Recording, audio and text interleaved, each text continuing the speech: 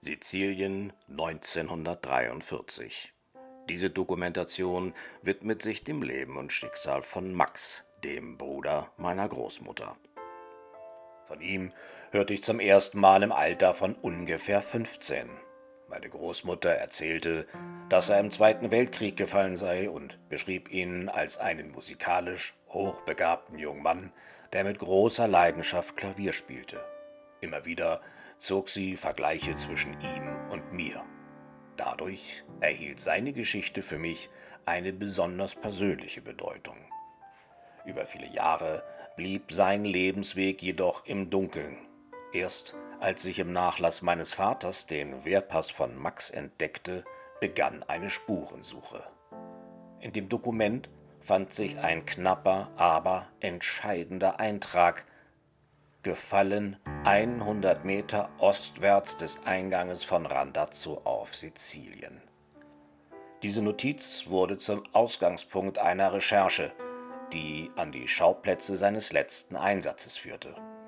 Dieser Beitrag auf Sizilien verfolgt das Ziel, die letzten 3 Stationen seines Lebens nachzuzeichnen, den Ort seines Todes möglichst präzise zu lokalisieren, seinen Weg von der ersten Bestattung bis zur endgültigen Ruhestätte auf einem Soldatenfriedhof nachzuvollziehen. Mehr als 80 Jahre nach seinem Tod wirkt die Geschichte erstaunlich aktuell. Angesichts der Konflikte unserer Gegenwart zeigen sich erschreckende Parallelen zu einer Vergangenheit, die längst überwunden schien. Der Zeitstrahl von Max' Leben umfasst nur wenige Jahre. Umso eindrucksvoller macht seine Geschichte sichtbar, wie schnell ein Krieg die Zukunft eines jungen Menschen beenden kann. Der Eintrag im Wehrpass nennt als Todesort 100 Meter ostwärts des Einganges von Randazzo, Sizilien. Diese Ortsangabe wirft Fragen auf. Was genau verstand der Leutnant und Kompanieführer unter dem Eingang von Randazzo? Daraus ergeben sich 3 mögliche Orte. Gemeint sein könnte das historische Stadttor Porta Aragonese, von dem aus 100 Meter in östliche Richtung gemessen wurde. Ebenso denkbar ist die damalige Stadtgrenze von Randazzo. Und eine weitere Möglichkeit ergibt sich aus militärischen Lagebezeichnungen, die nicht immer mit zivilen Ortsgrenzen übereinstimmen. Der genaue Ort seines Todes wird sich möglicherweise nicht mit letzter Sicherheit bestimmen lassen, die Umstände seines Todes sind jedoch dokumentiert. Im Wehrpass ist vermerkt, dass Max Bottlich durch Bombensplitter tödlich verwundet wurde. Er erlitt Verletzungen am Kopf und an der rechten Körperhälfte. Als Angehöriger des Kraftfahrregiments Süd 77 war er Teil der deutschen Nachschub- und Transporteinheiten auf Sizilien. Im Sommer 1943 befand sich die Wehrmacht bereits auf dem Rückzug Richtung Messina. Während amerikanische und britische Verbände über die Insel vorrückten, wurden die verbliebenen Straßen- und Transportwege immer häufiger Ziel alliierter Luftangriffe. Um diese Hypothesen zu überprüfen, müssen historische Karten aus dem Jahr 1943 mit heutigen Karten und verfügbaren Luftaufnahmen verglichen werden. Besonders selten sind alliierte Luftbilder aus dieser Zeit.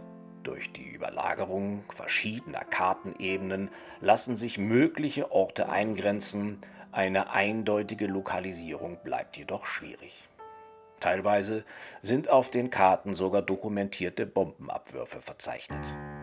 Zeitzeugen, die diese Ereignisse bestätigen können, leben heute nicht mehr. So bleiben nur wenige Dokumente, historische Karten und Spuren der Landschaft selbst. Sie erzählen keine vollständige Geschichte, doch sie ermöglichen es, den letzten Weg von Max Bottlich Stück für Stück nachzuzeichnen. Kommen wir zur Möglichkeit Nummer 1. 22. Juli 1943. Gegen 17 Uhr werden über Randazzo und den umliegenden Straßen Flugzeuge gesichtet. Die Bevölkerung sucht Schutz in Kellern und Luftschutzräumen. Kurz darauf beginnt ein alliierter Luftangriff. Besonders gefährdet sind die Straßen rund um die Stadt, auf denen sich deutsche Fahrzeuge und Nachschubtransporte bewegen. Max Bottlich gehört zum Kraftfahrregiment. Möglicherweise befindet sich seine Kolonne auf einer der Zufahrtsstraßen östlich von Randazzo. Während des Angriffes geraten Fahrzeuge und Nachschubtransporte ins Visier der alliierten Flugzeuge. Der Angriff ist vorüber. Über Randazzo steigen Rauch und Staub auf. Gebäude sind beschädigt oder zerstört, Straßen von Trümmern übersät. Ist dies der Ort, an dem Max Bottlich tödlich verwundet wurde? Befand er sich hier, in der Nähe der Porta Aragonese, als die Bomben fielen? Der Eintrag im Wehrpass nennt lediglich 100 Meter ostwärts Eingang von Randazzo. Mehr als 80 Jahre später lässt sich nicht mehr mit Sicherheit sagen, ob dieser Bereich gemeint war. Dennoch gehört die Porta Aragonese zu den möglichen Orten, die mit der knappen Ortsangabe in Einklang gebracht werden können. Sollte der Eingang von Randazzo tatsächlich die Porta Aragonese bezeichnet haben, könnte sich hier eines der letzten Kapitel im Leben von Max Bottlich abgespielt haben.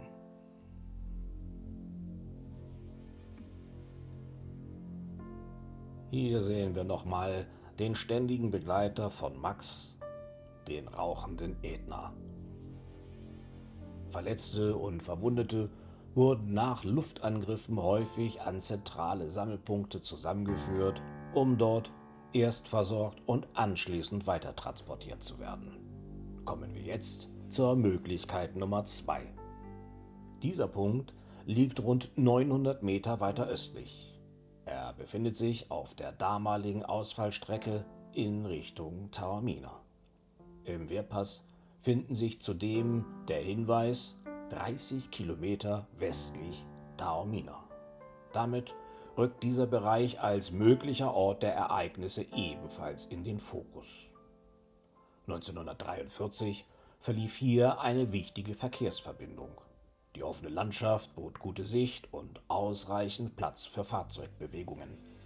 Deutsche Transporte und Nachschubkolonnen nutzten diese Strecke regelmäßig. Im Zuge meiner Recherchen stand ich mit dem sizilianischen Verwalter des Volksbundes Deutsche Kriegsgräberfürsorge, Gedenkstätte Motta Sant'Anastasia, Dr. Vito Marolo, in Kontakt.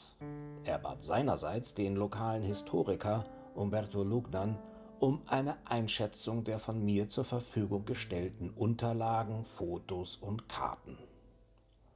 Nach Auswertung historischer Karten, Luftaufnahmen und der damaligen Topographie kam Lugnan zu dem Schluss, dass der wahrscheinlichste Ausgang Randazzos im Bereich der Bahnlinie und des Bahnhofes gelegen habe. Der von ihm markierte Ort entspricht weitgehend dem Bereich, den wir hier sehen. Zugleich betonte er, dass die wenigen Angaben, die Veränderungen des Geländes und der Ablauf von mehr als 80 Jahren selbstverständlich eine exakte Lokalisierung kaum zulassen. Nach seinen Untersuchungen handelt es sich jedoch um die Lösung, die den Angaben im Wehrpass am nächsten kommen.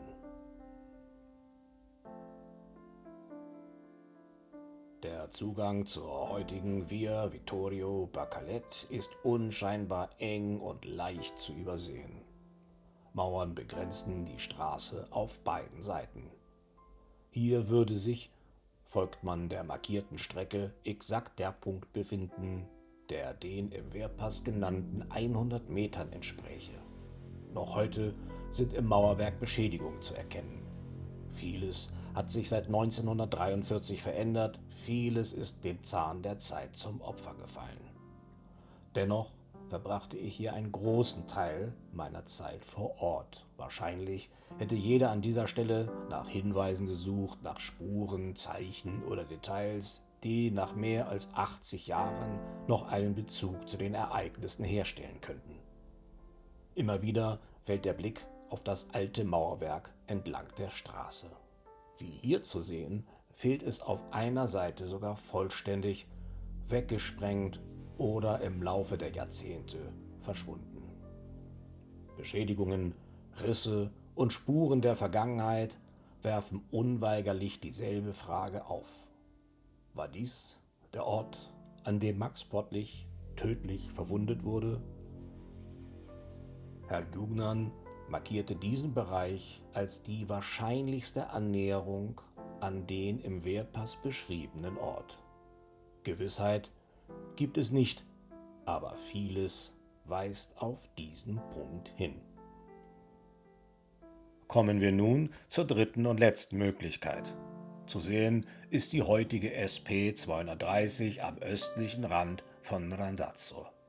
Sie folgt dem Bereich einer alten Ausfallstraße, die bereits 1943 eine wichtige Verbindung in Richtung Taormina gewesen sein dürfte. Das historische Kartenmaterial weist in diesem Abschnitt auf einen weiteren möglichen Bezugspunkt hin, einen Bereich etwa 100 Meter östlich der damaligen Stadtgrenze. Hinter der Straße erhebt sich der Ätna, dieselbe Landschaft, auf die auch Max Pottlich in seinen letzten Tagen immer wieder geblickt haben dürfte. Vielleicht führte seine letzte Spur an genau diesen Ort. Im nächsten Moment fällt ein Detail ins Auge. Auf einer niedrigen Mauer liegen 2 Dachziegeln, darauf eine einzige weiße Kachel, genau an jener Stelle, die an dem errechneten 100-Meter-Punkt wäre. Sonst lag auf dieser Mauer nichts, auch in der Umgebung nicht. Vielleicht Zufall, vielleicht ohne Bedeutung, und doch sind es genau diese kleinen Beobachtungen, wenn man versucht, nach 80 Jahren eine Spur zu finden. Spuren enden nicht an der Straße, nach Luftangriffen wurden Verwundete in die Stadt gebracht. Einer dieser Orte könnte die Basilika de Santa Maria Assunta gewesen sein, an deren Mauerwerk man immer noch Einschuss- und Splitterspuren sehen kann. Die Spur von Max führt nach seinem Tod weiter nach Messina. Dort wurde er zunächst auf dem Gemeindefriedhof der Stadt beigesetzt, im Grab 61 eines eigens eingerichteten militärischen Bereiches für deutsche Gefallene. Der Friedhof von Messina, der Gran Camposanto, zählt zu den größten Monumentalfriedhöfen Italiens. Terrassenförmig zieht er sich den Hang hinauf. Zwischen Grabmälern, Gruften und Kapellen entsteht der Eindruck einer weitläufigen Totenstadt, deren Struktur über Jahrzehnte gewachsen ist. Für die im Sommer 43 gefallenen deutschen Soldaten wurde dort innerhalb des zivilen Friedhofs ein eigens militärisches Gräberfeld angelegt, ein sogenanntes Campo Militare. Anders als in älteren Bestattungsformen legte man die Toten in Einzelgräbern bei, geordnet in fortlaufend nummerierten Reihen. Diese Form der Bestattung sollte sicherstellen, dass jeder Gefallene später eindeutig identifiziert werden konnte. Auch Max erhielt auf diese Weise ein eigenes Grab. Je weiter man den Hang hinaufgeht, desto deutlicher zeigt sich, wie stark sich dieser Bereich des Friedhofs in den Jahrzehnten nach dem Krieg verändert hatte. Schließlich erreicht man jene große Betonplatte, die heute einen Teil des Hanges bedeckt. Sie stammt nicht aus der Zeit des Krieges, sondern wurde erst Jahrzehnte später über diesen Bereich gezogen. Geht man unter diese Konstruktion, werden ihre Dimensionen erst richtig sichtbar. Backsteinpfeiler, Gewölbe und die massive Decke lassen erkennen, dass hier ein älterer Bereich des Friedhofs überformt und in eine neue Struktur eingebunden wurde. Oberhalb befinden sich heute neuere Grab- und Urnenanlagen. Doch genau in diesem überdeckten Hangbereich könnte sich einst jenes militärische Gräberfeld befunden haben, in dem auch Max Pottlich zunächst bestattet wurde. Die Gräber waren in der Regel schlicht gekennzeichnet mit einfachen Holzkreuzen, auf denen Name, Dienstgrad sowie Geburts- und Todesdatum vermerkt waren. Mitunter schützte ein kleines Metalldach die Beschriftung vor Wind und Wetter. Heute ist davon nichts mehr erhalten. Nach dem Krieg wurden die deutschen Gefallenen nach Motta Sant'Anastasia umgebettet. Vor mir liegt das Famedio, die unvollendete Ruhmeshalle des Gran Camposanto. Der monumentale Bau begann 1872 und sollte bedeutenden Persönlichkeiten Messinas gewidmet sein. Bis heute wirken seine Säulen und Bögen wie ein Fragment vergangener Erinnerung. Vollendet wurde das Famidio jedoch nie. Bereits in seiner Entstehungszeit blieb der Bau unvollständig. Das Erdbeben von 1908 beschädigte große Teile der Anlage und auch die Zerstörungen des Zweiten Weltkrieges gingen nicht spurlos an diesem Ort vorüber. Hier mit dem Blick über die Weite des Friedhofes wird Max wieder mehr als nur ein Name in Akten und Listen. Bei seinem letzten Besuch zu Hause sagte er nur: Ich komme nicht wieder. Auch seine Briefe lassen ahnen, wie sich sein Blick auf den Krieg veränderte. Noch schrieb Max 1942 aus Frankreich, dort würden eigentlich Milch und Honig fließen, wenn die Verhältnisse nicht so wären, wie sie sich darstellten. Es ließe sich ganz gut aushalten. Wie weit der Krieg ihn davon entfernt hatte, zeigt ein anderer Satz, den er meiner Großmutter schrieb: Keiner weiß, wie lange diese Scheiße noch geht. Für einen Mann, der sich sonst gewählt und beherrscht ausdrückte, sind dies ungewöhnliche Worte, vielleicht ein Moment, in dem Erschöpfung, Angst und die Härte des Krieges greifbar wurden.